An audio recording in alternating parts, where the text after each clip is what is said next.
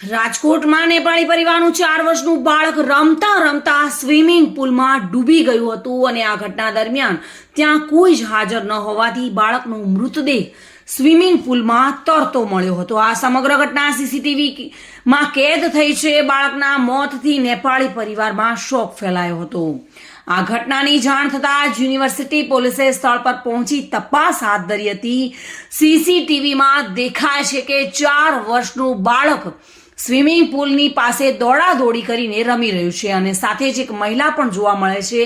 બાદમાં મહિલા અને અન્ય 3 બાળકો જતા રહે છે ત્યારે 4 વર્ષનું બાળક એકલું આ સ્વિમિંગ પુલમાં પડી જાય છે અને સ્વિમિંગ પુલ પાસે એકલું રમતું નજરે પડે છે। બાદમાં એકવાર બાળક સ્વિમિંગ પુલની કિનારી પર ઊભા રહી પગથી છબછબિયા કરે છે, પછી સ્વિમિંગ પુલથી દૂર જતું રહે છે, પરંતુ મોત બોલાવતું હોય તેમ ફરી આ બાળક સ્વિમિંગ પુલ પાસે જાય છે અને ફરી પાણી સાથે રમવા લાગે છે, પરંતુ અચાનક જ બાળક બેલેન્સ ગુમાવે છે અને ઊંધા માથે સ્વિમિંગ પુલમાં ખાબકે છે। પાણીમાં બચવા માટે બાળક હવાતિયા મારે છે, પરંતુ 30 સેકન્ડ સુધી આ સીસીટીવી ફૂટેજમાં વિડીયો આપ જોઈ રહ્યા છો તે રીતે ચાલે છે, પરંતુ અંતે તેનું પ્રાણ પંખેરું ઉડી જાય છે।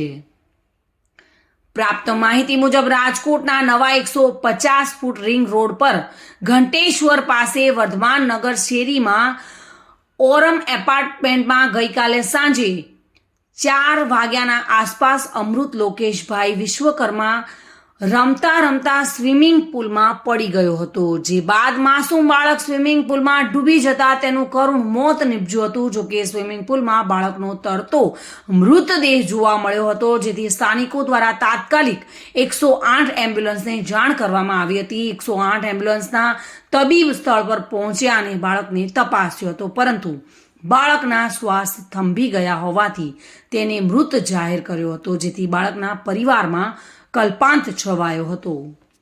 બનાવની જાણ થતાં યુનિવર્સિટી પોલીસના હેડ કોન્સ્ટેબલ મનોજભાઈ સ્ટાફ સાથે ઘટના સ્થળે પહોંચ્યા હતા। પરિવારની પૂછપરછ કરતા મૃતકના પિતા લોકેશભાઈને સંતાનમાં 3 દીકરા છે।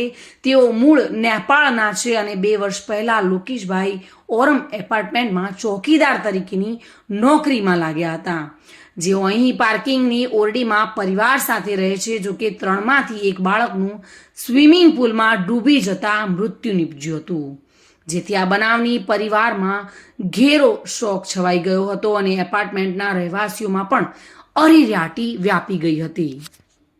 Reena Parmar, Today News, Gujarati.